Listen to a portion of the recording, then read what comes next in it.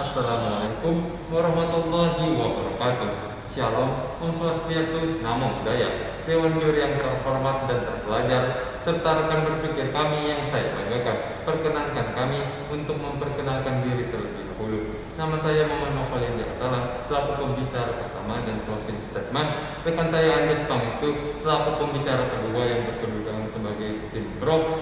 Rekan saya Salsabilanya pada Putri, selaku pembicara ketiga yang bertindak sebagai tim kontra.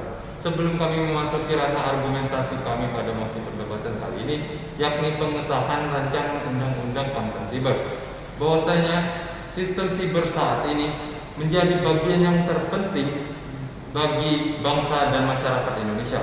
Indikasinya ialah masyarakat ini sangat bergantung terhadap penggunaan akses internet dan juga pemanfaatan dari teknologi dalam melakukan aktivitasnya. Adapun pengaruh yang didapatkan pada satu sisi menjadikan Indonesia sebagai pasar yang sangat besar terhadap produk yang berkaitan dengan siber. Namun di sisi yang lain, sistem siber Indonesia sangat rawan untuk dijadikan target atau disalahgunakan oleh pelaku kriminal, teroris maupun pihak lain yang memusuhi Indonesia. Berdasarkan data yang kami dapatkan dari situs BSSN, bahwasanya sejak tahun 2018 hingga saat ini setidaknya telah terjadi 232,45 juta insiden serangan siber di Indonesia.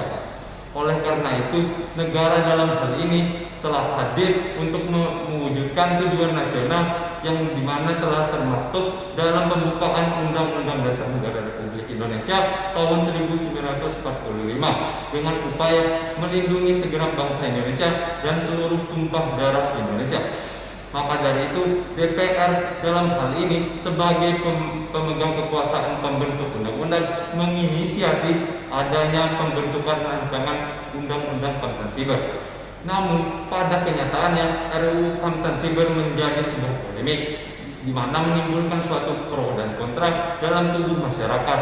Hal tersebut dikarenakan materi muatan yang dalam draft rancangan undang-undang konten siber itu sendiri terkait wewenang lembaga BSSN dinilai sangat potensial terjadinya pelanggaran hak data privasi dan juga dilanggarnya kebebasan berekspresi, ditambah lagi minimnya partisipasi dari multi stakeholder. Namun di sisi yang lain, rancangan undang-undang konten siber nantinya akan memberikan suatu kepastian hukum terhadap tiga sektor utama, yakni pemerintah, informasi infrastruktur kritis nasional, dan juga ekonomi digital. Atas dasar tersebutlah rancangan undang-undang konten siber ini masih menuai pro dan kontra di dalam tubuh masyarakat. Sekian dan terima kasih. Dewan Juri yang kami hormati, izinkan saya Andes Pangestu sebagai pembicara kedua untuk menyampaikan argumentasi dalam kedudukan sebagai pihak pro atau menyetujui akan mosi perdebatan ini, bahwa rancangan undang-undang keamanan dan ketahanan siber adalah menjadi sebuah titik terang atas berbagai permasalahan terkait bidang siber di Indonesia. Setidaknya terdapat beberapa alasan yang mendukung urgensi untuk segera disahkannya rancangan undang-undang keamanan dan ketahanan siber yang kami dasarkan pada argumentasi sebagai berikut. Yang pertama, bahwasanya secara filosofis, marilah kita melihat pembukaan Undang-Undang Dasar Negara Republik Indonesia tahun 1945 yang di dalamnya menyebutkan bahwa salah satu tujuan nasional bangsa Indonesia adalah melindungi segenap bangsa dan seluruh tumpah darah Indonesia. Upaya perlindungan terhadap segenap bangsa dan seluruh tumpah darah Indonesia ini haruslah dipahami secara luas dalam arti melindungi segenap kepentingan semua warga negara maupun kepentingan nasional dalam berbagai aspek kehidupan, termasuk di dalamnya mengikuti perkembangan dan kemajuan teknologi di masa ini. Ruang siber sebagai salah satu bidang aspek kehidupan warga masyarakat Indonesia pun harus mendapatkan jaminan akan perlindungan mengenai keamanan dan ketahanannya. Oleh karena itu, berbagai potensi sumber daya siber nasional haruslah diintegrasikan agar menjadi sinergi, menjadi satu kesatuan yang padu dalam suatu komponen untuk mengupayakan keamanan dan ketahanan siber. Oleh karena itu, apabila kita melihat bagaimana materi muatan yang diatur di dalam rancangan Undang-Undang Keamanan dan Ketahanan Siber, dapat kita lihat bagaimana terlihat upaya bentuk keseriusan dari negara dengan memperkuat atau mengoptimalkan kerja dan wewenang dari salah satu lembaga pemerintah terkait, dalam hal ini yaitu Badan Siber dan Sandi Negara, yang diupayakan untuk menjadi ujung tombak di dalam upaya keamanan dan ketahanan siber dalam mengatasi atas segala berbagai kejahatan dan serangan siber yang dapat terjadi di Indonesia. Oleh karena itu, rancangan Undang-Undang Keamanan dan Ketahanan Siber telah tepat untuk segera disahkan menjadi suatu Undang-Undang Keamanan dan Ketahanan Siber yang menjamin kepastian hukum terkait bidang siber di Indonesia. Bahwa alasan yang selanjutnya yaitu berdasarkan secara yuridis, marilah kita melihat bahwa berdasarkan pasal 30 ayat 5 Undang-Undang Dasar Negara Republik Indonesia tahun 1945 mengamanatkan bahwa hal-hal terkait dengan pertahanan dan keamanan diatur lebih lanjut dengan undang-undang. Hal inilah yang menjadi landasan konstitusional untuk dibentuknya suatu undang-undang yang mengatur secara khusus mengenai pertahanan dan keamanan negara, termasuk dalam perkembangannya yaitu pertahanan dan keamanan di bidang siber. Mengingat pula bahwa sejauh ini belum ada satupun undang-undang yang mengatur secara khusus mengenai keamanan dan ketahanan siber, melainkan ketentuan-ketentuan terkait keamanan dan ketahanan siber masih tersebar di berbagai peraturan perundang-undangan yang sifatnya sektoral dan parsial, tetapi belum diatur secara sistematis dan komprehensif dalam suatu undang-undang khusus tertentu. Oleh karena itu, hadirnya rancangan Undang-Undang Keamanan dan Ketahanan Siber menjadi jawaban atas berbagai persoalan hukum mengenai jaminan, kepastian, dan perlindungan hukum terkait bidang siber nasional.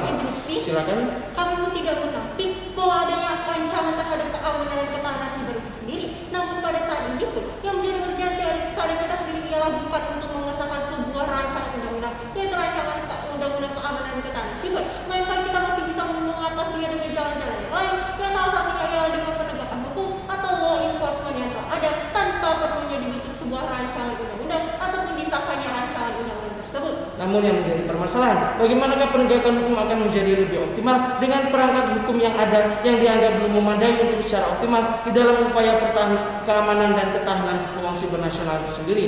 Lanjutkan argumentasi kami, Dewan Jurnal terhormat, bahwasanya secara sosiologis, marilah kita melihat bahwa fakta yang ada meningkatnya jumlah pengguna internet di Indonesia berbanding lurus pula dengan meningkatnya angka kejahatan dan serangan siber di Indonesia. Hal ini dibuktikan dengan data yang dikeluarkan oleh Pusat Operasi Keamanan Nasional, Badan Siber dan Sandi Negara yang mencatat bahwa Januari hingga Agustus 2020 saja tercatat sebanyak 189 juta serangan siber terjadi di Indonesia. Selain itu, apabila kita menilik kepada survei dan data yang dilakukan oleh Global Cyber Security Index pada tahun 2017, di mana menempatkan Indonesia pada urutan ke-70 negara yang terkategori dalam posisi mature state atau terkategori dalam negara yang belum memiliki komitmen tertinggi terhadap upaya keamanan dan ketahanan siber. Hal inilah yang menjadi dasar bagi negara untuk memberikan keseriusannya terhadap berbagai upaya keamanan dan ketahanan siber.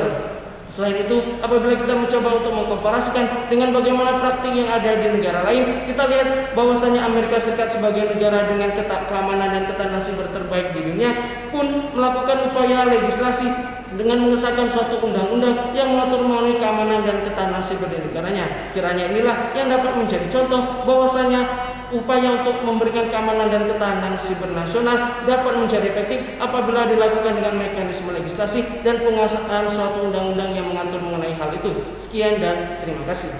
Alih-alih menciptakan sebuah produk hukum yang ideal dan baik, nyatanya pun pengesahan rancangan Undang-Undang Keamanan dan Ketahanan Siber justru akan menimbulkan permasalahan-permasalahan baru. Dewan Jurnal terhormat, perkenalkan saya Salsabila Devara Putih selaku pembicara ketiga yang berperan dalam tim kontrol yang secara tegas menyatakan kami menolak adanya pengesahan rancangan Undang-Undang Keamanan dan Ketahanan Siber untuk diberlakukan di Indonesia. Hal ini pun berdasarkan argumentasi kami yang telah kami susun sedemikian rupa. Yang pertama ialah secara filosofis, marilah kita lihat bahwa pada hakikatnya pun masih banyak beberapa materi muatan di dalam rancangan undang-undang tersebut yang pada saat ini pun menimbulkan polemik dan dapat mencederai hak-hak konstitusional warga negara dan juga dapat menimbulkan permasalahan baru dalam pelaksanaan hak konstitusional tersebut, yang salah satunya ialah hak untuk berekspresi. Dan apabila kita merujuk pula di dalam konsideran di dalam rancangan undang-undang tersebut, maka dapat kita lihat 3 pertimbangan, baik pertimbangan filosofis, sosiologis, dan yuridis yang kami nilai masihlah belum layak, dan hal ini pula yang mencerminkan bahwasanya rancangan undang-undang tersebut masihlah belum layak untuk disahkan sebagai sebuah undang-undang. Selanjutnya, apabila kita bercerita yuridis, tentu saja hal ini telah mengindikasikan banyaknya polemik dan implikasi-implikasi negatif yang telah menimbulkan berbagai problem-problem yuridis yang begitu nyata. Salah satunya ialah tidak adanya sinkronisasi antara rancangan undang-undang keamanan dan ketahanan siber dengan undang-undang lainnya yang berada dalam bidang siber itu sendiri. Hal ini pula yang menimbulkan berbagai konflik antar pemangku kepentingan yang dalam hal ini pula menimbulkan berbagai polemik dalam masyarakat, sehingga rancangan undang-undang tersebut memanglah mengandung berbagai permasalahan yang tentunya masih perlu untuk kita kaji secara lebih mendalam dan tidaklah tergesa-gesa untuk kita segera sahkan menjadi sebuah undang-undang. Selanjutnya, dalam sisi yuridis pula kami melihat bahwasanya pasal-pasal di dalam rancangan undang-undang tersebut masihlah dinilai sangat kontraproduktif dengan apa yang dibutuhkan masyarakat di era modern saat ini. Marilah kita bercermin pada salah satu undang-undang yang ada dalam bidang siber itu sendiri. Salah satunya ialah Undang-Undang ITE, di mana di dalam Undang-Undang ITE itu sendiri pada awalnya juga memiliki urgensi untuk diberlakukan, dan pada akhirnya pun juga memiliki permasalahan-permasalahan yang masih perlu untuk kita evaluasi. Selanjutnya, bahwasanya rancangan undang-undang keamanan dan ketahanan siber tidaklah dapat disamakan dengan undang-undang ITE itu sendiri, yang mana undang-undang ITE lebih berfokus kepada pengaturan di dalam transaksi elektronik dan informasi yang lebih bertendensi pada kepentingan antar individu dalam skala nasional. Sedangkan dalam rancangan undang-undang keamanan dan ketahanan siber bukan hanya meliputi perlindungan terhadap kepentingan nasional, tetapi juga mengantisipasi atas berbagai macam ancaman dan serangan yang bersifat internasional yang berasal dari luar negeri. Kami pun memahami bagaimana kekhawatiran dari tim pro itu sendiri. Namun, ancaman terhadap keamanan dan ketahanan siber itu sendiri tidak semata-mata hanya dapat diatasi dengan adanya pengesahan rancangan undang-undang baru yang rancangan undang-undang keamanan dan ketahanan siber itu sendiri, melainkan kita masih dapat melakukan berbagai tindakan hukum lain dalam sistem hukum kita itu sendiri, baik struktur, substansi, dan juga kultur masyarakat itu sendiri. Karena kami pun ingin menanyakan kembali, apakah ada jaminan ketika pengesahan rancangan undang-undang ini dilaksanakan, maka undang-undang ini dapat menjamin kepastian hukum dan menjamin pula perlindungan terhadap hak-hak konstitusional dari warga negara? Tentu saja jawabannya tidak ada jaminan sama sekali, dan jadi oleh sebab itu kami memasuki ranah argumentasi kami secara sosiologis. Bahwasanya marilah kita lihat bagaimana kultur di dalam masyarakat dan juga bagaimana sistem hukum yang kita miliki saat ini, sebagaimana yang telah dinyatakan oleh Lawrence Frisman, berkaitan dengan sistem hukum itu sendiri terdiri dari substansi, struktur, dan juga kultur masyarakat. Maka marilah kita lihat untuk perlindungan keamanan terhadap ketahanan siber itu sendiri, maka perlu saja kita memperbaiki terlebih dahulu bagaimana substansi peraturan perundang-undangan yang berkaitan di bidang siber, dan juga kita memaksimalkan law enforcement atau penegakan hukum yang ada, dan juga memaksimalkan peran-peran lembaga sebagai salah satu struktur di dalam bidang hukum itu sendiri yang nantinya akan berkorelasi dalam menjadi sebuah sistem hukum yang ideal dan juga menjadi sistem hukum yang baik tanpa diperlukannya suatu pengesahan terhadap rancangan undang-undang ketahanan dan keamanan siber itu sendiri. Sekian dan terima kasih. Nampaknya kita telah berada di ujung perdebatan. Maka izinkan saya untuk menyampaikan closing statement bahwa yang masih menjadi persoalan di dalam tubuh masyarakat mengenai pengesahan rancangan undang-undang keamanan siber ialah mengenai materi muatan yang mengatur tentang kewenangan lembaga BSSN yang masih dinilai menuai berbagai masalah. Bahwasanya apabila kita melihat pada satu sisi urgensi dari adanya rancangan undang-undang keamanan siber ialah untuk mengoptimalisasikan kinerja daripada peran lembaga BSSN itu sendiri. Mengingat pula bahwasanya Indonesia hingga saat ini masih belum memiliki sebuah regulasi secara khusus yang mengatur tentang strategis keamanan siber. Hal tersebut akan berdampak negatif terhadap kepentingan sistem siber di Indonesia. Namun di sisi yang lain, bahwasanya alih-alih menjawab persoalan, hal tersebut akan menimbulkan persoalan yang baru, di mana pengesahan rancangan undang-undang keamanan siber ini sedari awal dinilai sangat terburu-buru, ditambah lagi tidak melibatkan partisipasi pihak-pihak yang berkepentingan. Maka apabila yang didalilkan oleh tim kontra adalah penundaan pengesahan rancangan undang-undang keamanan siber, hal tersebut dapat dilakukan sepanjang penyelarasan terhadap sistem hukum yang ada dengan cara memperkuat atau memperbaiki struktur hukum yang berkaitan dengan penegakan hukum dan juga law enforcement. Sekian dan terima kasih.